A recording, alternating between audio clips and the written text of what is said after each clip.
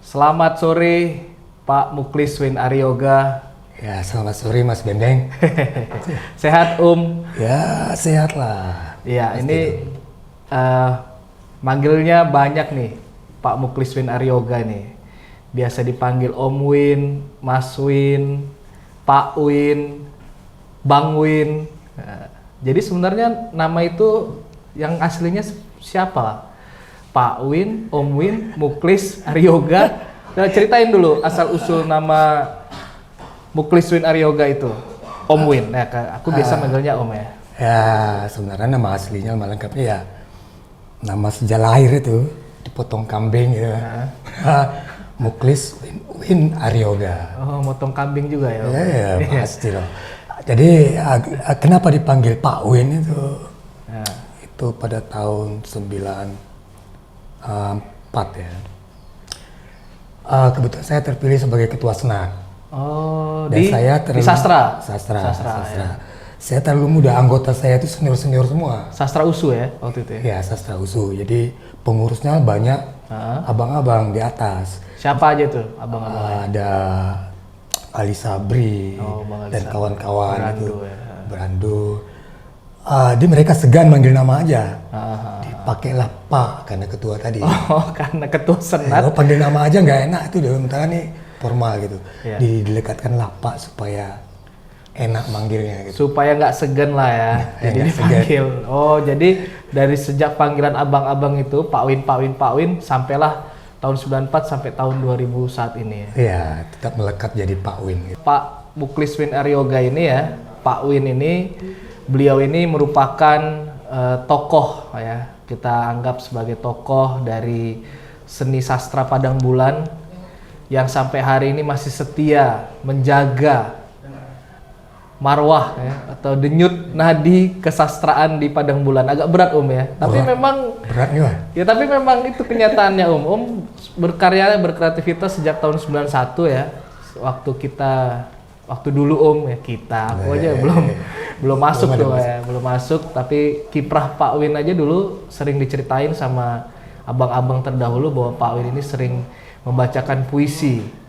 Kalau guru bilang, Agus Mulia bilang Pak Win itu penyair jalanan ya, dari mulai pelataran sampai rumah ibadah. Gimana tuh Om? Coba ceritain dulu kisah kepenyairan Om Win.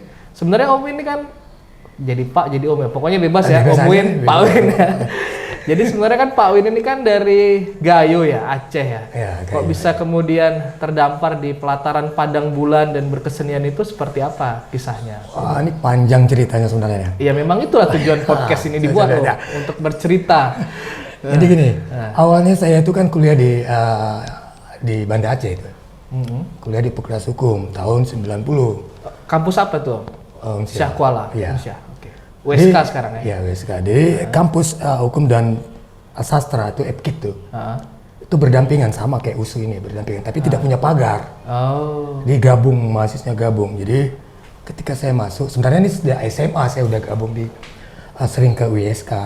Di SMA 3. Kebetulan satu kos sama saya itu ada senior abang-abang yang namanya Sulaiman Junaid. Oh, Bang Sulaiman Junaid yang di Padang Panjang Padang sekarang Panjang, ya. Doktor teater. Doktor Sulaiman Junaid ke prodi teater ya. Ya, teater isi Padang Panjang. Teater kuplet. Komunitas kuplet. Komunitas kuplet.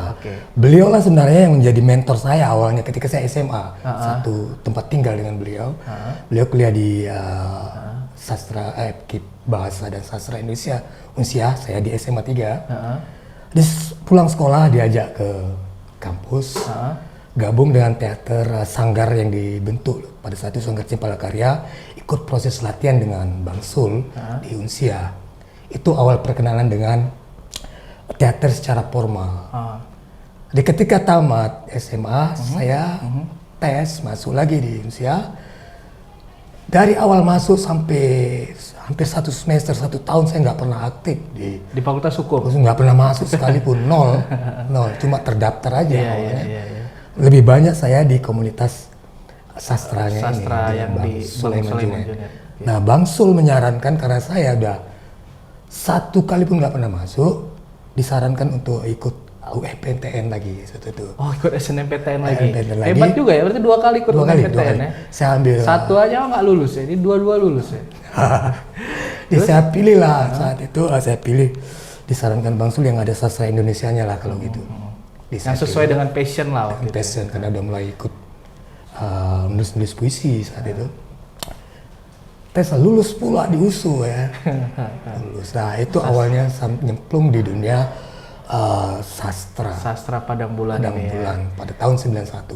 Tamat ya di sastra Indonesia. Wah kalau di sini tamat walaupun lama tuh. Dan nggak wisuda kabarnya Om ya? 2 kali dia dapat wisuda tapi ya diwakilkan semua. Diwakilkan semua. Oke, jadi Om berarti termasuk orang yang mengetahui lah seluk-beluk bagaimana perkembangan sastra Padang Bulan ini awalnya hidup dan berkembang ya. Bisa nggak diceritain awal mula bagaimana sebenarnya sastra Padang Bulan ini bisa mewarnai perjalanan sastra khususnya di Sumatera Utara ini Om? Sebenarnya ya ini seperti musim ya, ada musim semi, musim gugur ya. Pada tahun 91 ketika saya masuk Fakultas Sastra, gairah bersastra itu memang terasa. Cuman memang saat itu kita tidak punya banyak pilihan untuk mempresentasi, mengirimkan karya kita itu kemana. Pilihannya sangat sempit. Terbatas. Ruang-ruang budaya terbatas. Pada saat itu ada Waspada. Paling waktu itu hanya koran-koran aja. Korannya itu terbatas ruangnya. Iya. Terbatas. Sekali tayang paling 3 karya, 4 karya. Ya. Dan kirim ke media nasional juga kan pertarungannya besar dan Iya. hampir se-Indonesia mengirim ke situ. Di ruang-ruang untuk karya ini memang terbatas. Jadi pilihan pada saat itu kebetulan di Fakultas Sastra itu punya sampai majalah dindingnya saja. Mading ya. Mading itu sangat terkenal, sangat digemari. Banyak pembacanya. Jadi pada tahun 91 majalah dinding Fakultas Sastra ini itu dekat musola dulu. Itu hampir setiap Senin orang ngantri untuk membaca itu. Oh jadi kayak tempat media orang berkreativitas, kreativitas anak sastra di Mading dan cuma satu Mading. Satu majalah. Jadi kalau karyanya masuk Mading prestis lah. Prestis. Oke. Prestis, sangat prestis. Karena kami pada itu mengirim ke situ ada kotak pengirimannya situ. Itu kami nunggu kapan ini dimuat, deg-degan gitu. Dan setiap minggu tuh banyak yang ngirim Om? Banyak, dan itu full. Kami melihat Bang Ibrahim saat itu, redaktur Ibrahim Sebiring. Siwa. Ya, Balai Bahasa Aceh. Membuka kotak, wah berjubel gitu.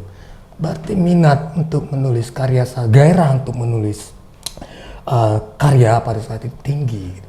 Itu dari berbagai macam jurusan? Dari berbagai jurusan, dari pariwisata bahkan itu pariwisata jurusan Jepang, semua jurusan semua lah ya. Semuanya mengirimkan karya ke majalah dinding. Oke. Karena untuk majalah. Jadi kayak majalah dinding tuh kayak majalah horizonnya. Ya, horizonnya untuk sastra. Jadi kuratornya siapa tuh? Kuratornya itu ada Pembret, ada yang senior ada Agus Bambang Hermanto, Aprijal, Ibrahim juga Moratuan Ibau juga masuk. Jadi sangat selektif dan itu karya-karya yang dimuat itu memang mumpuni. Jadi Mading, aku bayangin orang nempel di Mading, terus kemudian orang baca gitu ngantri gitu. Ngantri. Kayak ngelihat lowongan kerja, gitu ya. Itu berdiri gitu ya. Berdiri ngantri gitu. Kita kalau kami saat itu kan baru mahasiswa baru. Di kalau menulis puisi itu ada motivasi yang lain. Iya. Soalnya kita sedang melihat menyentir seorang gadis cewek cantik, jadi puisi-puisinya berharap untuk dibaca sama cewek itu. Tadi menariknya di situ ya. Jadi hampir setiap mahasiswa sastra tuh dulu bacanya Mading itu. Mading itu salah satu media yang digemari. Dan hampir semua jurusan di sastra itu punya Mading. Setelah punya senat. Itu kan Mading senat punya, senat mahasiswa yang mengelola. Akhirnya setelah itu setiap jurusan membuat Mading. Akhirnya. Dari hampir semua jurusan punya Mading dan punya role model masing-masing. Terus kemudian akhirnya berkembang menjadi komunitas. Komunitas apa itu? Ada yang membuat kelompok-kelompok studi. Ada kelompok studi Padang Bulan. Dengar dulu ya. Ada koridor untuk orang tua, komunitas taman, macam-macam. Termasuk teater U ya? Teater O akhirnya lahir juga pada tahun itu juga, tahun 91. Sebelumnya Teater Ladang kalau salah. Sebelum itu Teater Ladang memang lebih awal duluan.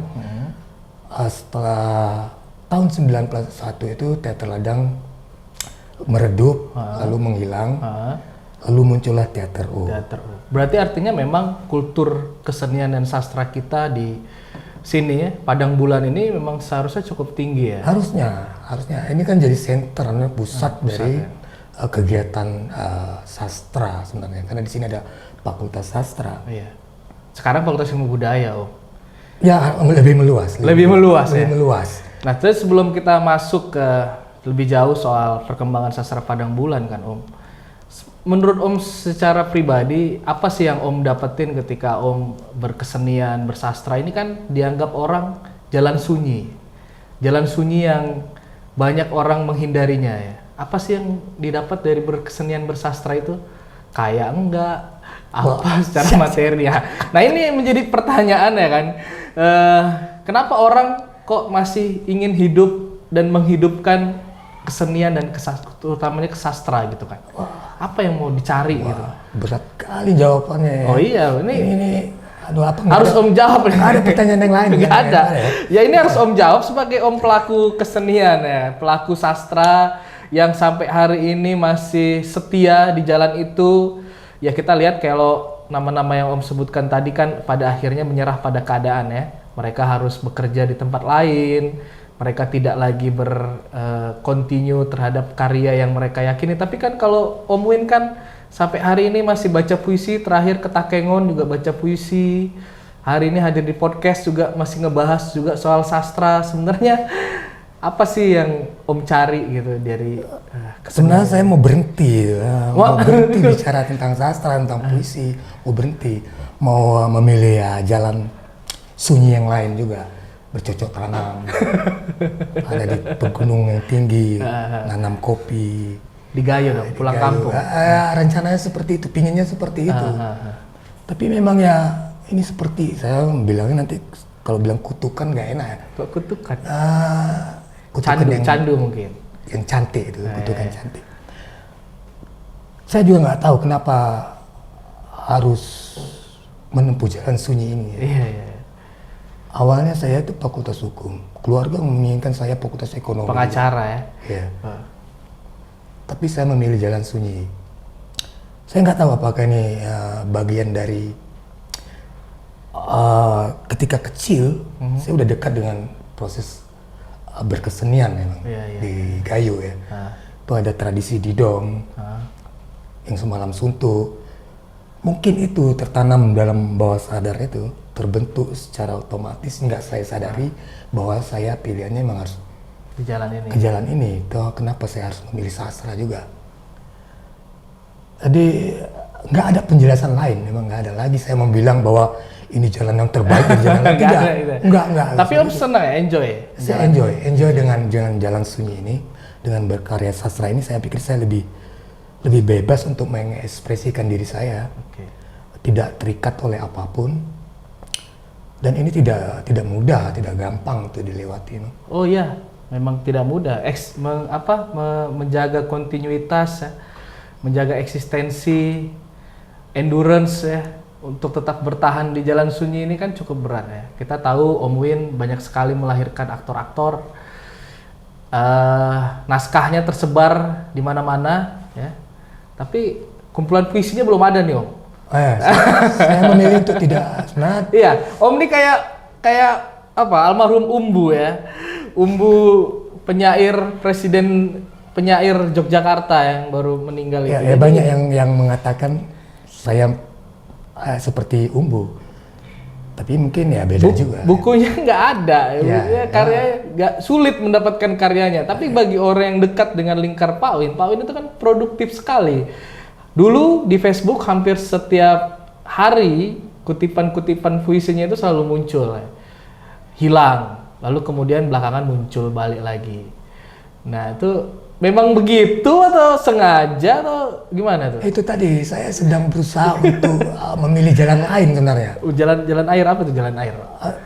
Jalan tanah, jalan lebih membumi. Oh gitu ya. lebih mendekat ke persoalan-persoalan sosial yang real, seperti jadi petani, ternak ikan, gitu, bergaul dengan persoalan masyarakat itu, melupakan jalan sunyi ini, melupakan jalan sastra. Tapi kan karya-karyanya sayang dong kalau nggak didokumentasikan dengan baik. Dan podcast ini sebenarnya merupakan itu gitu. Mau ya orang di sastra ini ya sejak tahun 90-an itu selalu kenal yang namanya Muklis Win Aryoga. Muklis Win Aryoga ini identik dengan yang namanya puisi ya.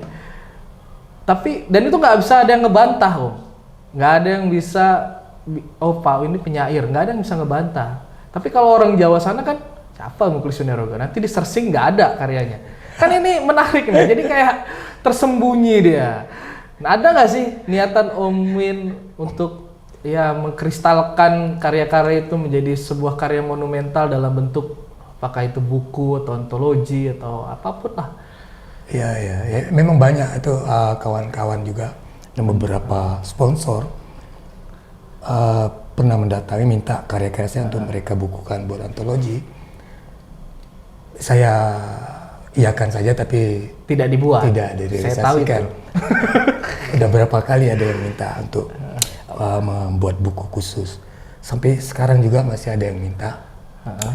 Dan ada juga senior abang-abang kita juga meminta saya untuk membuat channel YouTube sendiri, 100 puisi, 100 YouTube, program khusus untuk baca puisi. Ini dimulai dari sini nanti nih. Udah didengar. Ini udah molor juga, sebenarnya udah ada Nine Star Production ya. 4 bulan ini, 4 bulan janji saya menyiapkan puisi. Setelah 100 puisi, ini menyiapkan untuk 100 puisi untuk channel YouTube dibacakan. Khusus ya. Untuk beberapa titik pengambilan gambar, memang betul-betul digarap serius. Itu pun saya iakan tapi belum dilakukan sampai saat ini. Baru podcast ini yang bisa menghadirkan ya seorang Muklis Win Aryoga. Iya, jadi emang ya betul. Sekarang saya sadar juga, mungkin karena saya terpalu dengan pola aktivis ya. Iya, orang dulu bilang mencap saya itu penyair demonstran juga. Demonstran. Karena selalu tampil di acara-acara demon yang baca puisi ya Muklis Win Aryoga salah satunya. Ditulis hari itu, dicatat, dikantongin, hilang. Ya. Sambil jalan dicatat, hilang. Jadi tidak terdokumentasi, terarsipkan secara baik memang. Dan beberapa puisi saya memang diarsipkan oleh beberapa kawan seperti Yulasni dan Agus Mulia. Itu ada beberapa puisi mereka arsipkan. Kalau puisi yang saya tulis sendiri, bahkan di laptopnya bisa hilang. Di selalu gagal karena memang persoalan teknis atau memang kutukan tadi memang karyanya ini jangan dulu keluar, ini sudah disiapkan di laptop full naskah drama, antologi puisi yang akan dibukukan. Bahkan sempat ada novel waktu itu. Ya, novel juga hilang semua di laptop jadi kan. Novel soal kisah gadis bisu di dataran tinggi Gayo yang diperkosa, kan gitu dulu idenya. Udah semua. Bab 1 kayaknya tuh ya. Udah masuk bab 3. Bab 3. Terus hilang. Semuanya hilang. Jadi saya pikir ini memang belum ini karya saya belum masuk ke wilayah. Syukurnya Teater U udah pernah dokumentasikan naskah ya. Itu pun salah nama ya. Salah nama. Editornya kurang cermat ya. Bang Yulasni. Tidak detail. Oke. Tapi ya kita masih nunggu itu Om. Oke, tapi itu pergulatan Om sendiri lah ya. Nah, kita balik lagi ke Sastra Padang Bulan ini. Sastra Padang Bulan ini menurut Om punya kita kemarin tadi udah cerita soal kejayaan-kejayaan Sastra Padang Bulan. Ada tadi bagaimana kiprah teman-teman berkesenian, lalu kemudian ada antologi puisi. Antologi puisi apa? Sawit Padang Bulan. Sawit Padang Bulan. Surat buat Merah Putih. Kabarnya Sawit Padang Bulan itu pernah dikomentari Fadlizon ya? Ya, memang yang memberi pengantar untuk Sawit Padang Bulan itu Fadlizon. Fadlizon yang tokoh politis hari ini ya? Pada saat itu dia redaktur juga pemret majalah Ulumul Quran atau apa gitu. Dia masuk salah satu tim itu. Padahal dia UI ya? UI, dia sastra Rusia UI. Sastra Rusia UI. Okay. Dia salah satu yang dia memberikan pengantar untuk. Iya, artinya sampai ke sana jaringan yang dulu dibangun Sastra Padang Bulan ini USU sampai ke UI. Pengakuannya itu dapat berarti kan. Nah, terus kemudian pentas teater juga rejim Batu Keliling Sumut atau pentas yang paling kontroversial gitu. Karena itu awal-awal mau gerakan menuju reformasi. Itu naskah rejim kan bercerita tentang keluarga cendana, diktator ya, Orde Baru. Orde Baru, bagaimana Tutut dengan Tommy dan kroni-kroninya diceritakan. Jadi itu dipentaskan saat masih Orde Baru berkuasa. Orde Baru berkuasa. Jadi ada ancaman lain. Ada ancaman lain yang mengikuti sebenarnya. Tapi untungnya pada saat itu karena dia kerjasama dengan Batku HMI Sumut, TTRO bekerja sama dengan Batku HMI Sumut dan mendapat surat rekomendasi dari Pangdam. Itu yang mengamankan perjalanan pentas tur ini. Keliling Sumut. Ada 5 kota besar di Sumut. Berarti kan pentas teater itu juga berdampak bagi kehidupan politik ketika itu ya? Sangat berdampak. Makanya pentas terakhir di Medan kita sempat dicap sebagai teater yang gaya lekra gitu. Lekra komunis ya? Seni dijadikan sebagai alat propaganda dan alat perjuangan. Padahal di zaman itu art lebih seni populer. Untuk seni. Ya, lebih populer art bukan seni sebagai alat perjuangan. Tapi karena kita teater yang didominasi oleh mahasiswa yang otomatis pada saat itu mengalami represivitas yang sangat tinggi, tentu tidak bisa disamakan dengan teater yang di luar. Ada kegelisahan tersendiri di kawan-kawan aktivis untuk melakukan perlawanan terhadap rejim yang ketika itu berkuasa. Tapi nggak ada sampai ditangkap kan waktu itu? Tidak sempat ditangkap memang. Nggak sempat. Jadi waktu itu siapa pimpronya? Bang Yulasni? Nggak. Pimpronya penulis naskahnya siapa waktu itu? Rahmat Effendi penulis naskah, saya sutradara. Ikut main juga. Rahmat Effendi. Merangkap lah ya. Rahmat Effendi Brando ya. Iya. Merangkap. Gitu ya. Terus sekarang kan Om tetap mengikuti Sastra Padang Bulan hari ini. Hari ini gimana menurut Om? Menurut saya setiap zaman punya masanya ya. Masa kejayaannya punya panutan masing-masing. Setiap zaman, setiap era itu. Kalau lihat era sekarang ini, kita melihat kampus ini, kita nggak perlu ngomong yang luar dulu. Iya. Kampus kita lah dulu. Atmosfer berkesenian kita di kampus kita, terutama di FIB, ini saya nggak tahu. Karena dulu itu kan tidak ada teknologi seperti yang kita pegang sekarang ini, gadget. Semua menggunakan main jari semua. Dulu kan selalu kontak komunikasi secara langsung. Ya, mau ngomong langsung, jumpa langsung. Nah mungkin itu, apakah itu bisa jadi alasan bahwa iklim berkesenian, aktivitas bersastra, jadi tidak bisa terpantau secara real. Jadi semua bergerak di dunia maya. Gitu. Apakah itu benar atau tidak? Ini pertanyaan ya? Pertanyaan juga bagi saya. Untuk kita sendiri ya? Ya, karena saya selalu juga ingin memantau kawan-kawan adik-adik dari Fakultas Sastra. Kita pantau juga di YouTube-nya atau di mana? Di media sosialnya. Karya-karya mereka, apa saja pemikiran-pemikiran mereka. Saya tidak dapat itu. Tidak menemukan itu juga. Jadi di dunia nyata nggak ada, di dunia maya juga nggak ada. Ya, atau memang tren sastra lagi turun? Nggak juga. Turun tidak juga. Banyak karena sekarang di luar anak-anak senja itu. Ya, orang komunitas yang di luar. Mereka muncul.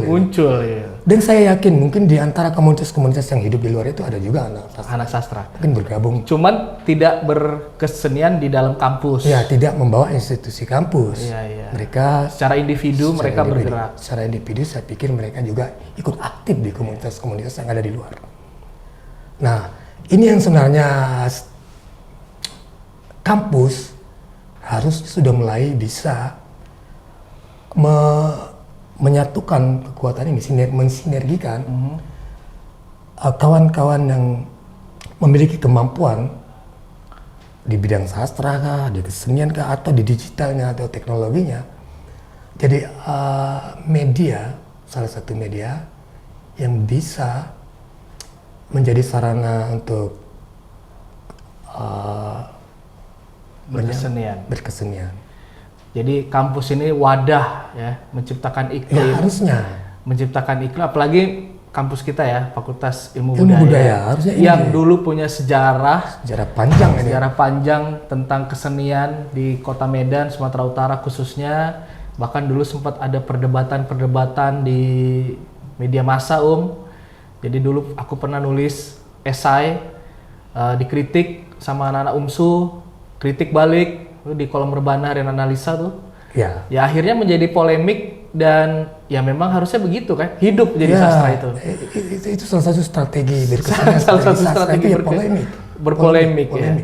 Jadi di media massa. Ya, jadi kayak ada lekranya, ada manik kebunya. Ya, sama. Itu yang menghidupkan, itu ada energi saling mengisi. Sehingga kemudian muncullah ide-ide baru, gagasan-gagasan baru, kesenian-kesenian baru yang kemudian akhirnya memperkaya khasanah kesusastraan kita ya kan. Ya.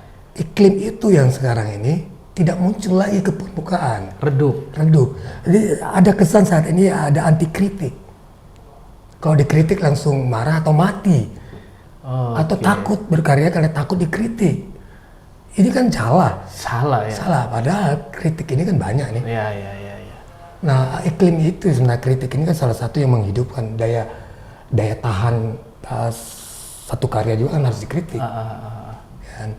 Jadi ketakutan untuk dikritik ini salah satu yang tidak sehat.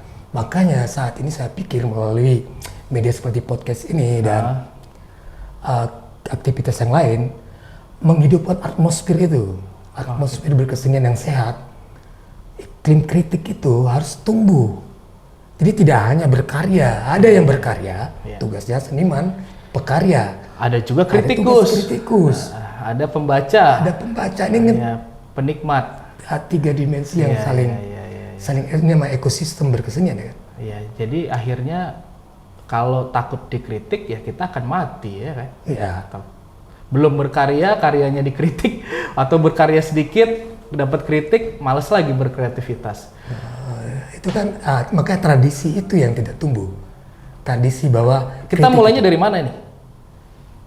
Dua-dua kita harus tumbuh, karena kita kan Fakultas Ilmu Budaya. Iya. Ada jurusan sastra Indonesia, sastra.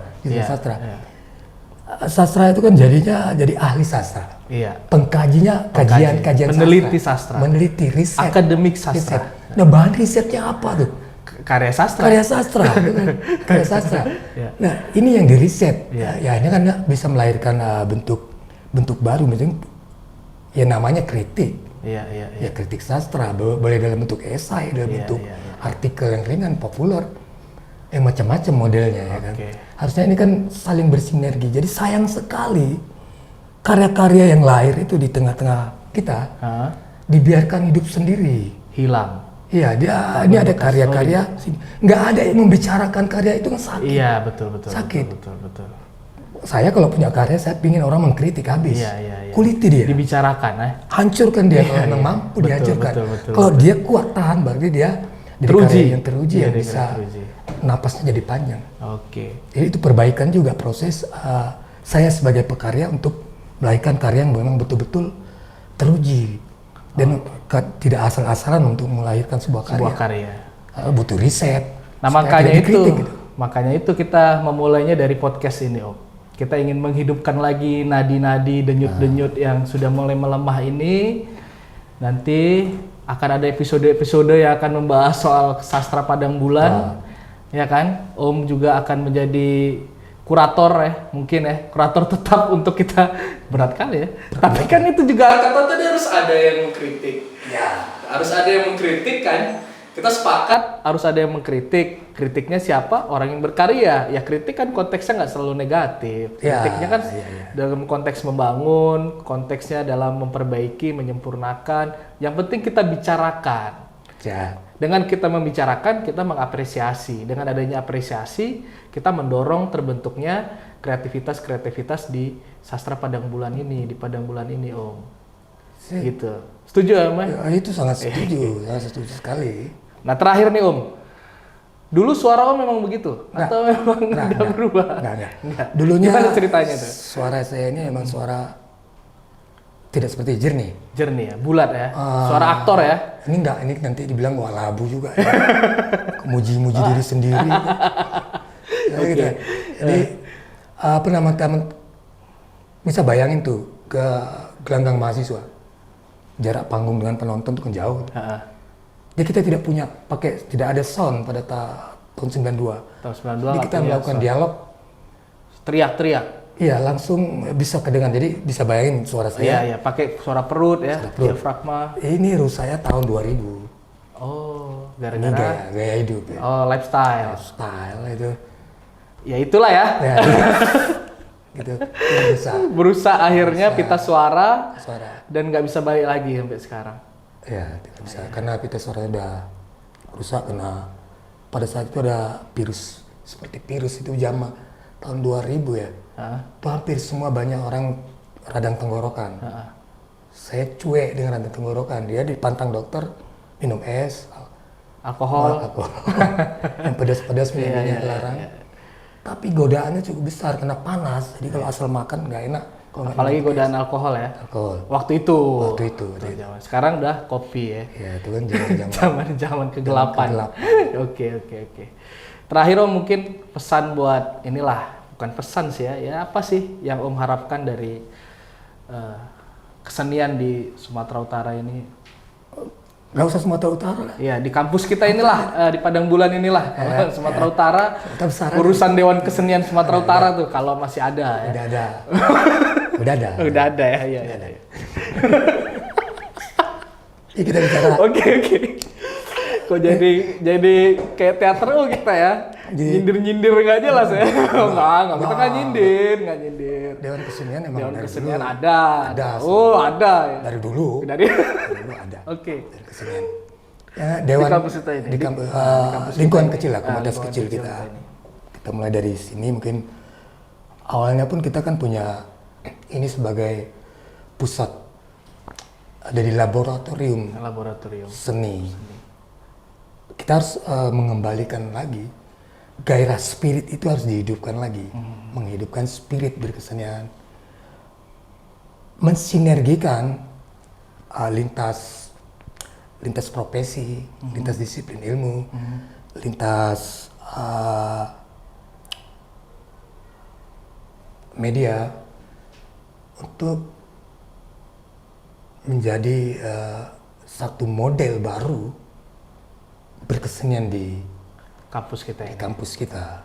Jadi selama ini kita hidup sendiri-sendiri nih, membesarkan masing-masing besar sendiri-sendiri di luar. Jadi kenapa kita panggil lagi, balik lagi?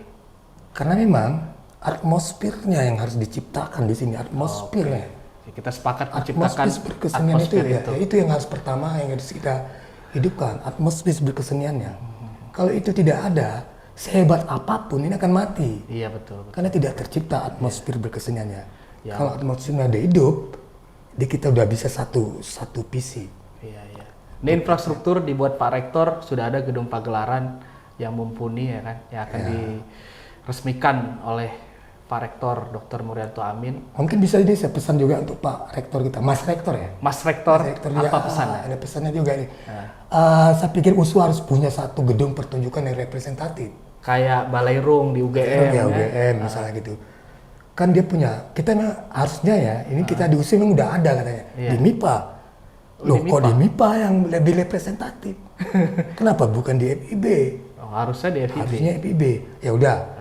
Ini ada gedung pagelaran, harusnya ini bisa direnovasi atau dimodifikasi. Jadi gedung pertunjukan yang representatif. Akustiknya harus memang benar-benar akustik. Selama ini kita mentas di mana? Gelanggang mahasiswa. Gelanggang itu pun kan tidak representatif. Iya. Akustiknya tidak bagus, tidak pas. Jadi ini pesan buat Mas Rektor supaya dibuat gedung pertunjukan yang representatif. Dari mulai suaranya, dari mulai artikulasi. Ruangannya, kenyamanan berkreativitas. Itu yang harus ada. Karena di Sumut saat ini, baru kita masuk Medan tadi. Iya, iya, iya. Di Medan. Di Medan sendiri saat ini kan tidak ada gedung pertunjukan dan representatif. Ada tapi digusur. Itu pun udah nggak layak. Udah nggak layak ya. Gedung Taman budaya ya. gedung Bocor itu ya. tidak layak untuk Iya, sebuah iya. pertunjukan kesenian. Betul, Itu betul. udah tidak layak. Kota yang katanya berbudaya, Ya. 8 etnis ya. Miniaturnya Indonesia tapi nggak memiliki gedung Ya. kesenian yang representatif. Nah, harusnya usul lah yang harus memulai itu. USU ya, Padang Bulan ya. Dan gedung yang kecil ini bisa Dimulai menjadi dari yang seperti kecil ini. Ya, Seperti misalnya bisa kayak hutan kayu punya. Hutan kayu komunitas Ya, Salihara. kecil tapi memang bisa representatif untuk itu memenuhi itu. Gak usah lah kayak Taman Ismail Marzuki. Nggak usah, besar kali. Besar kali ya. Kecil aja. Seperti kita dibuat podcast ini kecil-kecil Iya, bisa juga. Siap Pak Win, terima kasih banyak buat ngobrol santai di Padang Bulan Art Center. Podcast Padang Bulan Art Center. Art Center ya. Iya, jadi ya itu tadi embrio dan epicentrum berkeseniannya kita kembalikan lagi ke kita Padang Bulan. Sombongnya begitu. Kan namanya juga memulai ya Pak Win ya. Dimana yang penting kita bergerak dulu, dimana berjalannya, dimana sampai mana nanti perjalanannya nanti kan akan diuji oleh waktu. Ya, tetap hadir dan ada bukan sekedar datang dan bernapas. Oh, Ya, tetap ya. tetap hadir dan ada bukan sekedar datang dan bernapas. Itu mutu yang sangat Luar biasa. banyak orang salut. Banyak orang salut. Oke, terima kasih sekali lagi Om. Tetap jaga kesehatan dan tetap berkreativitas. Oke. Selamat sore. Sore.